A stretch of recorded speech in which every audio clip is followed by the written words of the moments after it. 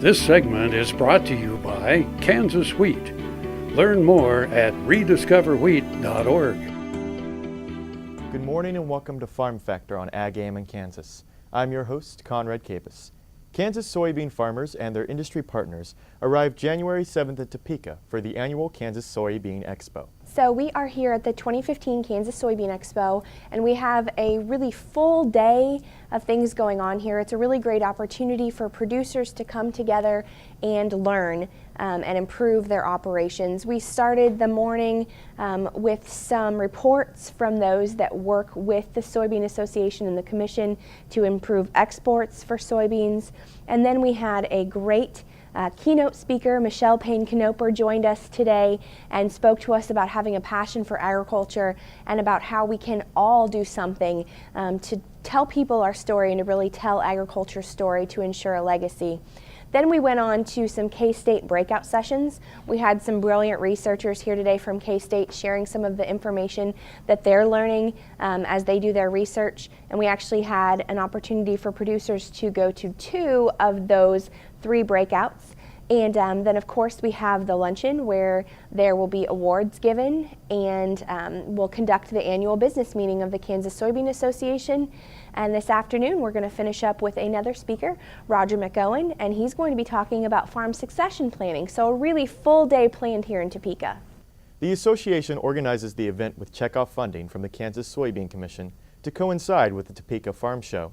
Obviously, it's held in conjunction with the Topeka Farm Show, which is another great way to make people worth the drive for them to come out here. And so that kind of dictates the date.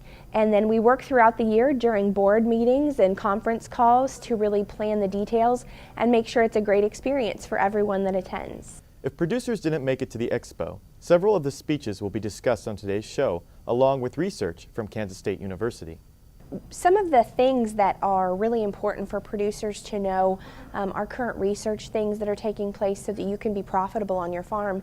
And today we have speakers that are talking about sudden death syndrome. They're talking about how to produce high-yielding soybeans, as well as how to combat the fight that we make against weeds and how we're going to deal with herbicides in the future.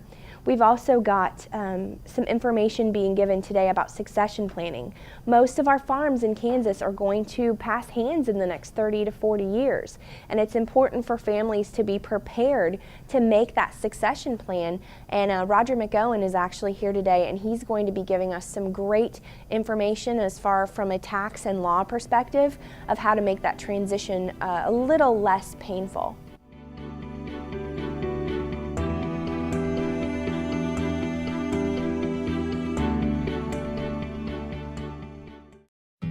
This hog is Hanover hoof for meal made from U.S. soybeans. Now, one hog isn't that impressive, but suppose we add another, and another, and another. Before long, you've got billions of hungry customers around the world all clamoring for the same thing. Our soybeans.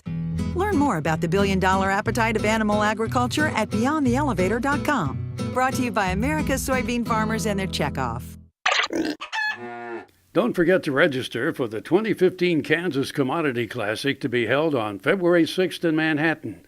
Visit kansaswheat.org to learn more.